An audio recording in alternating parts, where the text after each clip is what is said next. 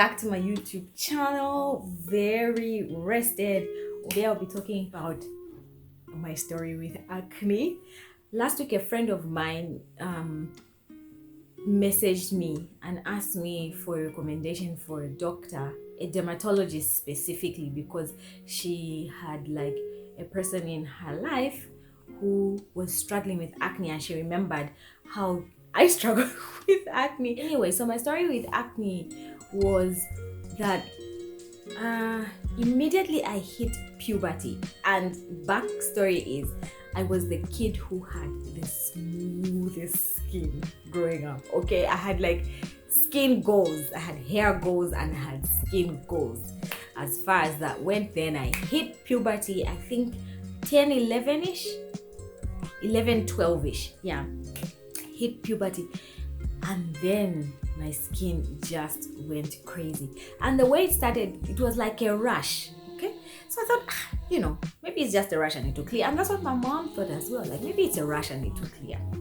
And then it did not clear, it got worse. So that became the next, I think, maybe 15, 20 years of my life.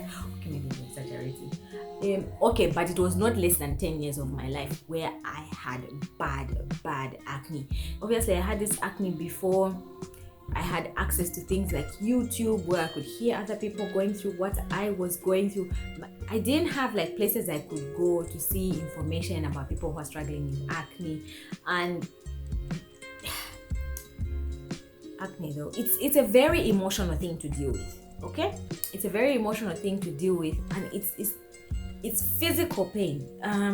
Having pimples can be very painful. It's pain on your face. Sometimes you feel like there is heat in your face. The doctor will tell you don't squeeze them, so you have like white spots on your face. And on top of that, actual burning, painful experience you're having. So you have these white spots on your face that you can't exactly squeeze because they say you will rupture the nerves. You potentially rupture the nerves in your face. It was really painful, and I didn't know it was physically painful, and it was emotionally painful. And also it plays on your insecurities, such that if, for instance, a guy likes you, you felt like they were doing you a favor because you perceive yoururself as ugly. So if a guy likes you, then you're like, oh, he must really like me. After all, there are so many pretty girls around. Why would he want to be with me, right? And so it also plays on your insecurities. And so you're not only dealing with physical pain, emotional pain, then you add like insecurities on top of that, and then the length of time it takes. So anyway, I tried Oxy. It didn't work. It was just drying out my skin like crazy. Then I tried Proactive, very expensive. But my parents had seen just how I was struggling with that, so they tried to put me on that. But because it was more cosmetic based again, it didn't really work, and it seemed to me that I may have needed to be on it for a long time for it to work. So it was really slow. Then next came Clinique. Clinique also, I had used it for a time, and I started to notice that the part where there were no pimples, it started to look smooth and clean, but the actual pimples were not going away. So it's possible it was working on the inside and I wasn't patient, but I had been on it for like 5 or 6 weeks, and it was so expensive also. Proactive and Clinique, geez, for that time. Thanks mom and dad, you are the real MVPs. Yeah, that's how I got off that. And then I went through a nasty breakup with a boy. Nasty. I mean, I always knew he wasn't the one, but yeah, like every single girl, dragged it for as long as I could. Okay, not like every single girl, sorry about that. For any single girl who meets a guy who seems stable, he seemed stable. I can't take away from the fact that he genuinely did love me, but we were not agreed on our position spiritually and just where we stood. We ended up making a lot of mistakes in that relationship and hurting each other. very badly. By the time the relationship was ending, I had a bad breakout, and because it was a cheating situation, it played on my already unstable hormones and my insecurities. It just manifested like an ugly side of where my emotions were. I just felt ugly, and the pimples, the acne, just it went all out.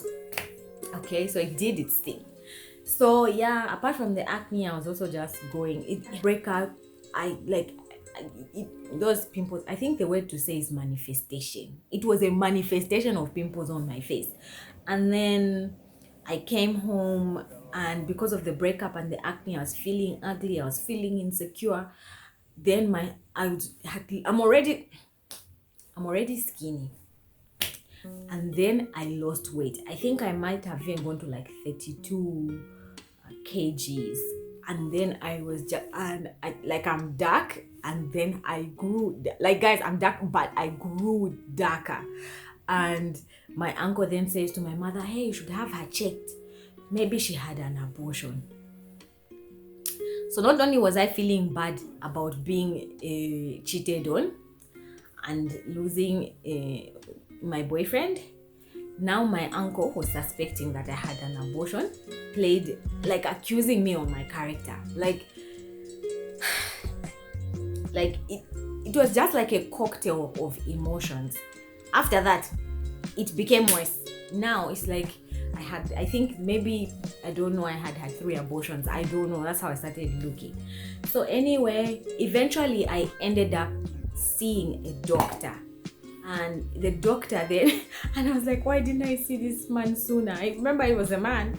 And then he prescribed retinol cream, which I think it was like either 0.5 or 0.05, I don't know, a cream. It was like in a tube, it was white, and and he told me to apply that by night, because if I applied it during the day, my skin could burn.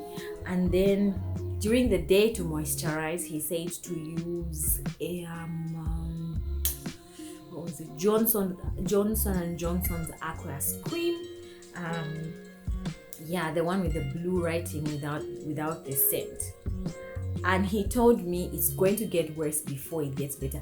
Guys, it was already bad. Like, it was bad. It was really, really bad. And then I get onto the meds, and then it goes to discover more pimples. And then I decided to bring another boy into my life because insecurities. And then he just made me feel worse. Wondered if because I was a lawyer, I would ever be able to be a good wife. Because I have a strong personality and I'm so opinionated, he was very concerned if I would be a submissive wife. So now I already had the abortion story in my head. I already had the ugliness I was feeling. And I already had the breakup. Now I was in this toxic relationship with this person who just never spoke well of me, always assuming the worst of me. And me being me, even if I was broken, I still defended myself. And I would in fact, by defending myself, I never said anything like, no, I definitely will be a submissive wife or what. No, I just always said, look, I'm not coming here to tell you that I'm going to be a perfect wife. You either take me or you leave me. I'm working out my salvation just like you. So that didn't end up well. It was like a year of just more confusion.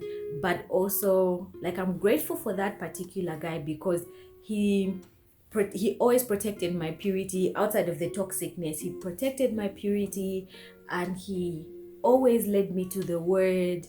He desired, oh, can we look at the word? Can we study the word? Can we go to church together? Can we attend this conference and whatever? So that was a good thing about that relationship. Anyway, after I spoke to my mentors, they just said, no, that's a toxic situation and get out ASAP. And so I got out ASAP, went to school. I was in university. Then there's this beautiful girls in a study group but she just there are those people who have just, they're beautiful but with a horrible character. So in a study group together with this chick, and then I'm coming out of the library and she didn't know that I was near her, and I heard her gossip about my acne, and she basically said I was disgusting, or at least that's what my brain interpreted it as, and it was just before exams. So it was just like, Mwelesa, this pressure. Anyway, fast forward, the medicine discovered all the pimples that it could. And then when they say there is light at the end of the tunnel, I started to see the light. I mean, up to now, I still have like scarring from all those years. I don't have smooth skin. I feel like I still have a lot of scarring from there. And I tried some, I'm still like experimenting with a lot of products. So if you see my skin get a shade lighter, which is what happened in the recent past, and now I'm trying to go back to my normal dark skin. It's because I'm trying a lot of different products to see if I can rebuild. I have been researching, and I'm told vitamin C and vitamin E can repair that. I'm still on the journey with acne. So anyway, after like 7 weeks, then I saw a change in my face, and for the first time in over 10 or 15 years, I saw my skin like this. Now, what no one will tell you is that, see, when you've had your face, if you've been feeling ugly and feeling insecure for like almost 15 years or more, it takes a constant reminder to look in the mirror and say, oh, it's not like that anymore. Because over 15 years, there's so many insecurities that have been built. And so you don't stop feeling ugly immediately. I don't know ever. I don't know. I have to remind myself sometimes. You don't immediately start to feel confident about yourself. Maybe we don't talk enough about it, like the emotional damage that acne can potentially do. I just lost my confidence. Even when my face cleared out, I moved from, like I told you, I was the kid with the hair goals and skin goals.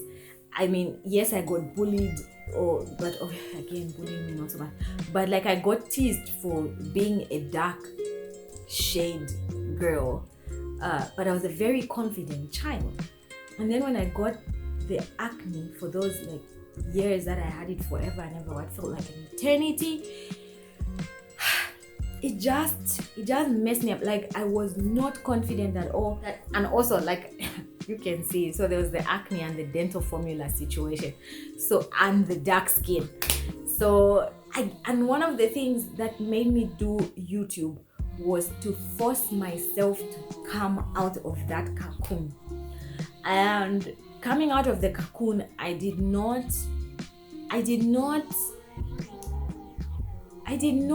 can't say come to a place where I had started to feel beautiful. I wish I could. It's just that my diary is on this same device where I'm recording. But I had done a journal entry that said making peace with not being beautiful, because I would look around and I would see women who were beautiful. You see them every day and they didn't look like me. And I appreciate the world accepting now different forms of beauty. It's just that in every version I saw, I didn't fit. I had the bad dental formula. I was dark skinned. I had acne. Like, talk about a cocktail of problems. Being a teenager, getting into university, your friends dating. And the funny thing is, I did end up being in a relationship eventually, and everyone's like, oh, you guys are so cute and whatever. But it still didn't take that. So anyway, I started to do the YouTube channel because it was like a step to self-acceptance. You get? Like, Initially, what I wanted to study was mass communication, and mass communication where I wanted to be on TV. Like now, for instance, where we have like a Russia and Ukraine war, I used to think that I'd be that journalist who would be right in the heart of that kind of war and reporting back. But because I had that acne issue and the dental formula situation, and I was always teased about how dark I was, I couldn't do it. And if we're being honest, it was like a big factor. Like, no, I can't appear on TV, I'm ugly, how? So I had to get to a place where I made peace with not being beautiful, being okay with not being beautiful.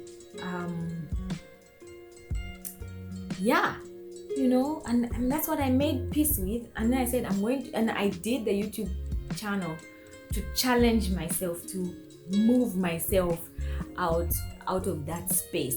I was just like, it's okay to not be beautiful physically anyway. I do not have one ugly friend, guys. Like zero. You can meet every one of my friends and they're physically gorgeous. They're like, you look at their faces and you're like, that's a beautiful girl, that's a beautiful girl. They're physically beautiful. It's not something that you debate. And I was with these people and I'm like, no, I'm not like them. So I had to get to a place where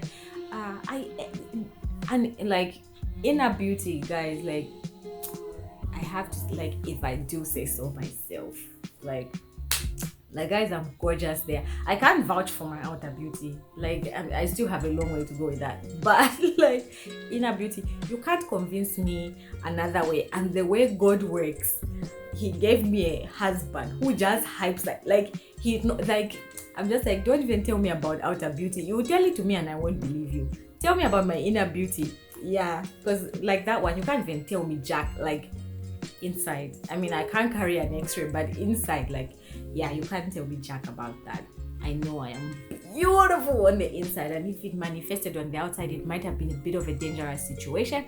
So maybe God needed to balance it out. That was a flex. Ooh, okay. So anyway, quickly moving on. So I'm not the girl who ended up thinking, oh, I am beautiful. No, I just came out and did the YouTube channel just to get back to that little girl, to chat on that little confident girl that I was. To chat on that confident girl that I was. So anyway, that's about my ugly feelings, insecure, and what I'm using today, and also my first ever giveaway of a used product. I used part of it when I was in Mongo last year, but after I came back I didn't use it because I started looking for a cream based one. So if you would like this one, let me know. You can come home and pick it up. So thank you for joining me. Until the next one. So we're doing this for the algorithm. YouTube chapanga kapai. Anyway, thank you for joining me. Until the next one, I have to love and leave you. This has been Bupe. Bye.